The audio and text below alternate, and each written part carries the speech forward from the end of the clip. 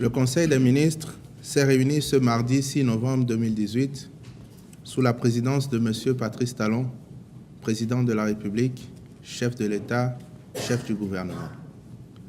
Au cours de la séance, les décisions ci-après ont été prises. Au titre des mesures normatives, le Conseil a adopté le décret définissant le cadre institutionnel de mise en œuvre du projet Assurance pour le renforcement du capital humain ARCHE.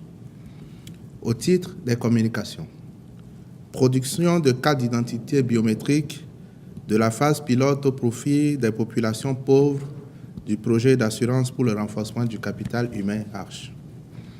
La mise en œuvre du projet ARCHE avec ses 4 composantes que sont l'assurance maladie, la formation, le crédit et la retraite nécessite une identification biométrique préalable et fiable des populations bénéficiaires.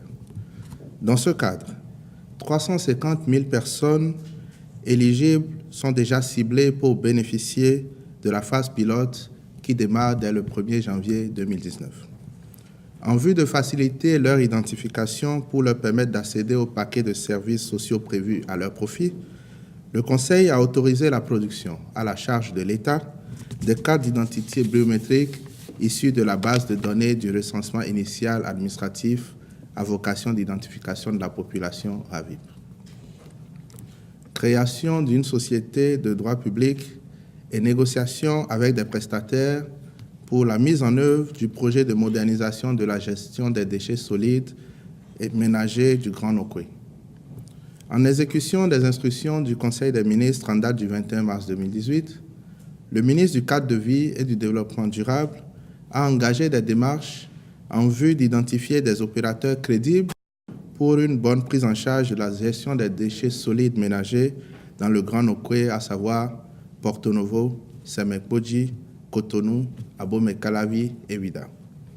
Les négociations menées ont été sanctionnées par des offres techniques et financières.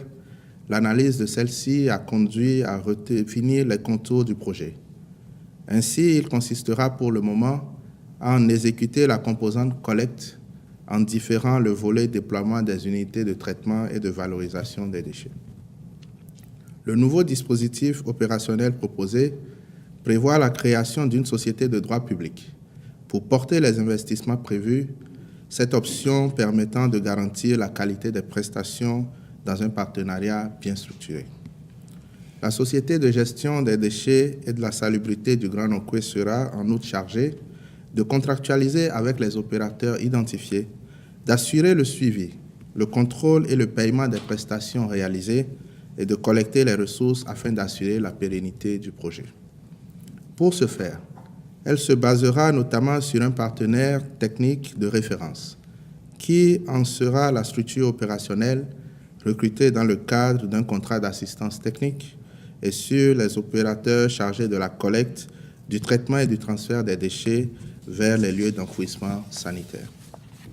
En vue de rendre opérationnel le dispositif ainsi conçu dès le mois de décembre 2018, avec pour exigence d'atteindre un taux de collecte des déchets de 80 à 90%, base d'efficacité pour la salubrité urbaine et l'assainissement du cadre de vie des populations, le Conseil des ministres a approuvé le principe de la création de la société de droit public dédiée au projet et autorisé la conclusion des négociations avec les opérateurs présélectionnés. Compte rendu de la session du Conseil consultatif national de l'enseignement supérieur du 10 octobre 2018. Le Conseil consultatif national de l'enseignement supérieur a été mis en place par le décret numéro 2008-818 du 31 décembre 2008 fixant les conditions générales de création et les régimes de fonctionnement des établissements privés de l'enseignement supérieur.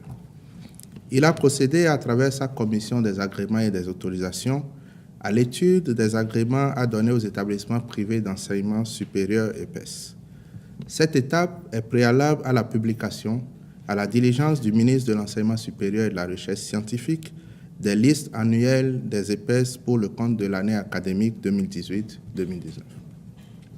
Du rapport présenté au Conseil des ministres par la ministre chargée de l'Enseignement supérieur, il ressort des dossiers soumis à l'examen de la Commission les conclusions ci-après. Les établissements qui ont reçu l'avis favorable pour l'agrément sollicité sont provisoirement autorisés à poursuivre leurs activités.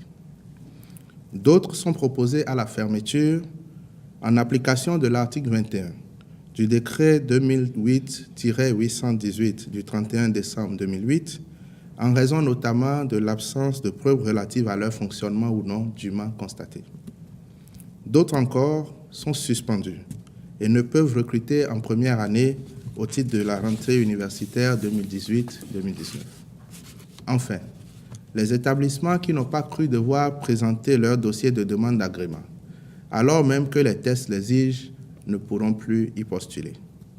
Prenant acte de ce rapport, le Conseil des ministres a instruit les ministres concernés par la mise en œuvre de ces conclusions d'y veiller scrupuleusement. Au titre des rencontres et manifestations internationales, le Conseil a autorisé la visite de travail du chef de l'État à Oslo, en Norvège, du 7 au 9 novembre 2018. La participation du Bénin à la 20e conférence des ministres des plénipotentiaires de l'Union internationale des télécommunications UIT à Dubaï, aux Émirats arabes unis, du 29 octobre au 16 novembre 2018.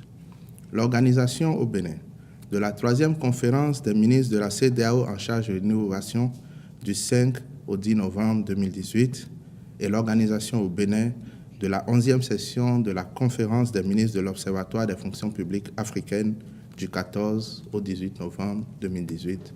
Je vous remercie.